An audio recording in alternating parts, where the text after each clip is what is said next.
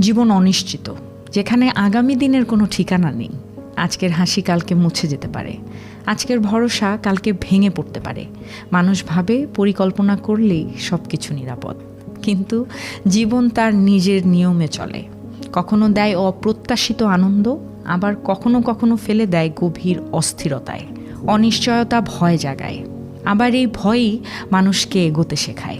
কারণ নিশ্চিত হলে জীবন থেমে যেত, এই অনিশ্চয়তাই তাকে চালাতে পারে নতুন পথে। তবুও সত্যি কথা হলো, মানুষ যতই চেষ্টা করুক, জীবনের উপর তার কোনো পূর্ণ নিয়ন্ত্রণ নেই। এটাই জীবন, এবং এটাই জীবনের নির্মম সত্য, অথচ সত্যই সৌন্দর্য।